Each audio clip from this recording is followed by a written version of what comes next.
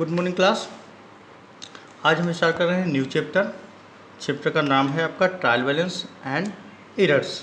ठीक है, कल भी मैंने थोड़ा सा आपको ट्रायल बैलेंस के बारे में बताया था, आज मैं इसको एक्सप्लेन कर रहा हूँ, ध्यान से देखिएगा।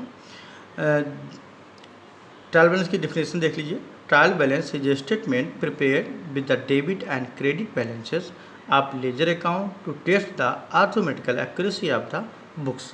ट्रायल बैलेंस क्या है? एक स्टेटमेंट है, ना कि अकाउंट। ध्यान रखिएगा, कल भी हमने बताया था ट्रायल बैलेंस एक स्टेटमेंट होता है। स्टेटमेंट मीन्स एक विवरण पत्र, ओके, ना कि एक अकाउंट होता है। तो जहाँ पर स्टेटमेंट की बात आ जाती है वहाँ पर टू और बाई का यूज़ नहीं होता है, यानी कि टू और बाई जो आप अकाउंट में टू अकाउंट या बाई अकाउंट लिखते थे तो टू और बाई का यूज़ नहीं होता। तो ट्रायल बैलेंस सबसे पहले ध्यान रखेंगे क्या है, कि स्टेटमेंट है, ये प्रिपेयर किया जाता है। डेबिट और क्रेडिट जो भी बैलेंसेस होते हैं जो मैं लेजर से निकालते हैं, उनकी आर्थमेटिकल एक्यूरेसी की जांच के लिए ये हमको बनाना पड़ता है।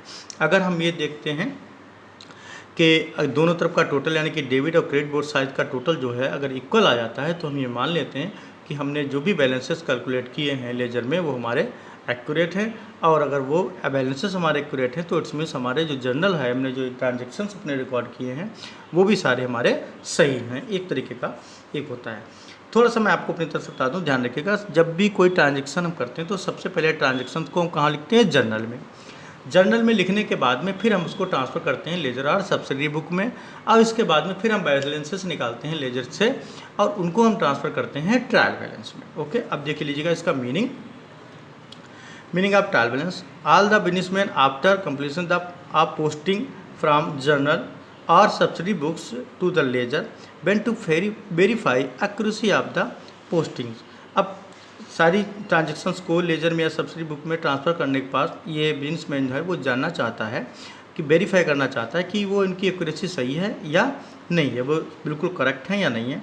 For this purpose the statement is prepare where in the balance of all the accounts in the ledger are incorporated the statement so prepare is called trial balance. यानी कि इस सारे एक्यूरेसी को जांचने के लिए जो भी एक स्टेटमेंट बनाया जाता है जिसमें अकाउंट लेजर से जो बैलेंसेस होते हैं उनको ट्रांसफ़र किया जाता है, उसको हम लोग क्या कहते हैं? ट्रायल बैलेंस कहते हैं। अच्छा, account shown debit balance at put on the debit side and the trial balance and the account showing the credit balance are put on the its credit side. यानी कि जो डेबिट बैलेंसेस होते हैं उनको हम डेबिट साइड में दिखाते हैं ट्रायल बैलेंस के, और जो क्रेडिट बैलेंस होते हैं उनको हम क्रेडिट साइड में शो करते हैं। If the total of the debit side of the trial balance is equal to that of its credit side, यानी कि डेबिट साइड और क्रेडिट साइड के टोटल के इक्वल होता है, बराबर होता है, तो it is presumed that the posting to the ledger is accurate. तो हम ये मान लेते हैं, ये मान लिया जाता है कि हमने जो भी पोस्टिंग्स की हैं लेजर में वो हमारी बिल्कुल एक्यूरेट हैं, बिल्कुल सही है। ओके, तो ये सिंपल सा है। इतनी डिफिनेशन आप इतनी मीनिंग अगर आप पढ़ लें तो इतना ही आपके लिए बहुत है। एक कोई डिफिनेशन चाहे आप ये लर्न कर लो, चाहे इनमें से कोई आपको जो सिंपल लगे, सेम है जैसा कि हमने ऊपर आपको डिफिनेशन बताई। इसके बाद में ये आप इसका जो फीचर्स हैं वो आप अपने आप पढ़ेंगे। इसके जो फीचर्स हैं या इसकी जो कैरेक्टरिस्टिक्स हैं, ऑब्जेक्टिव्स हैं, उनको आप अपने आप पढ़ेंगे। नहीं समझ में आता है तो हम आपको बता देंगे। जो मीनिंग में था वही यहाँ पर दे रखा है कि ये क्यों बनाया जाता है। To ascertain the arithmetical accuracy of the ledger to help the detection of location of errors, यानी कि गलती है तो उसको पता लगाने के लिए। अगर ट्रायल बैलेंस का टोटल इक्वल नहीं आएगा तो हमको पता लग जाएगा कि कहीं कहीं हमको मिस्टेक की है, फिर हम उसका पता लगाते हैं। तो जो एरर्स हैं अभी इसी चैप्टर में आगे आएंगी तब हम आपको बताएंगे, तो इसको आप एक बार पढ़ लीजिएगा। सिंपल है, फिर भी अगर कोई प्रॉब्लम आती है तो आप हमको बताइएगा। अब देखते हैं preparation of a trial balance कैसे बनाते हैं इसको। A trial balance may be prepare at any time say at the end of every month, quarter, half yearly, यानी कि कभी भी, यानी कि चाहे आप हर मंथ के इसको एंड में भी बना सकते हैं, इसको हाफ ईयरली भी बना सकते हैं, क्वार्टरली भी बना सकते हैं, और eight the end of the year यानी कि साल के अंत में भी इसको हम बना सकते हैं, जैसी आपको रिक्वायरमेंट हो। Usually it is prepare eight the end of the, ज़्यादातर कब बनता है? अकाउंटिंग पीरियड के एंड में ही बनता है।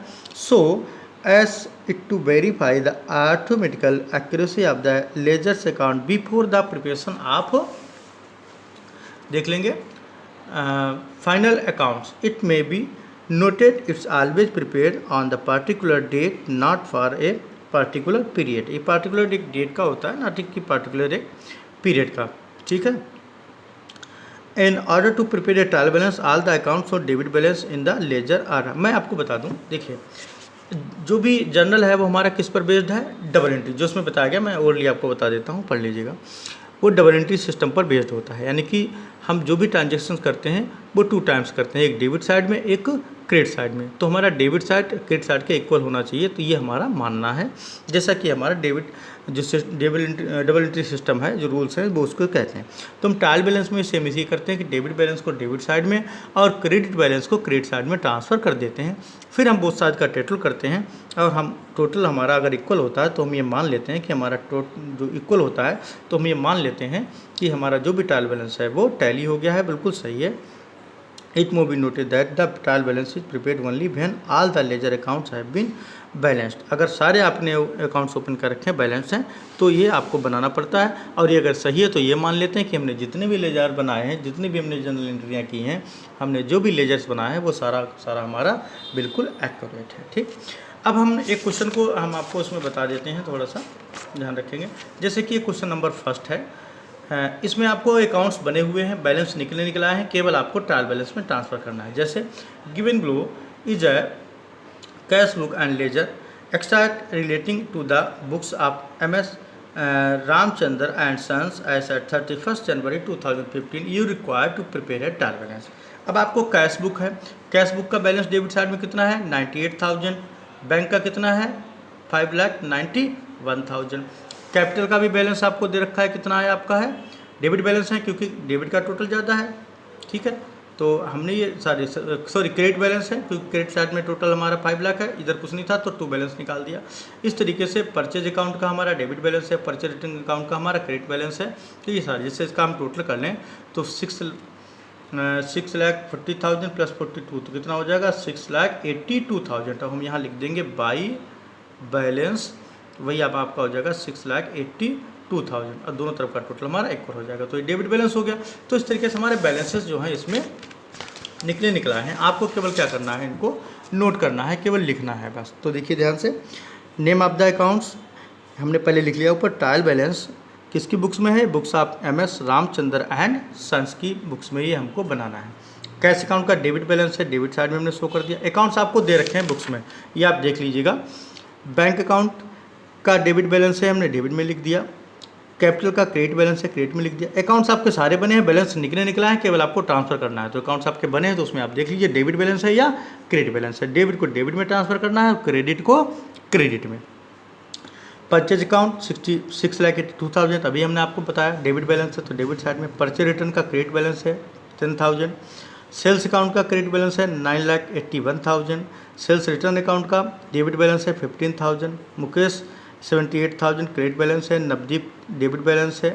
एंड ओनकार कौन है ये, ओनकार शंकर जो है ये सर्वर है 45,000 एंड रेंट है आपका 8,000। ये आपके बैलेंसेस आपके डेबिट में दे रखे हैं, तो इन बैलेंसेस को आप ट्रांसफ़र कर देंगे। अकाउंट भी मैं आपको बता दूं, नवदीप का है, ठीक है, ऑन कंसन भी है, ठीक। इसके बाद एक आपका और लास्ट में इधर है आपका रेंट अकाउंट। तो जैसे ये रेंट मैं बता दूं, जैसे डेबिट साइड है, टोटल इसमें नहीं कर रखा, शॉर्ट में दे रखा है कि डेबिट साइड है। तो हम अगर बैलेंस अगर हम कैलकुलेट करेंगे तो क्या लिखेंगे, बाई बैलेंस, ठीक है, CD, और 8,000 हम ट्रांसफ़र कर देंगे कि उधर कोई जीरो है कुछ नहीं, तो हमारा टोटल बराबर हो जाएगा 8,000 तो यही बैलेंस हम यहाँ पर ट्रांसफ़र कर देंगे इसके नीचे नेक्स्ट मंथ की नेक्स्ट डेट में, जैसे कि हमने आपको लेजर में बताया था। तो इस क्वेश्चन में आपको सारे बैलेंसेस निकले हुए दे रखे थे, हमने उनको कर लिया और लास्ट में हमने उनका टोटल जो है वो लगा दिया। वो कितना आ गया, 15,69,000। लेकिन बहुत सारे जितना आपका डेबिट का टोटल है उतना ही क्रेडिट का टोटल है, तो हम ये मान लेंगे कि हमने जो भी वर्क किया है वो हमारा सही है।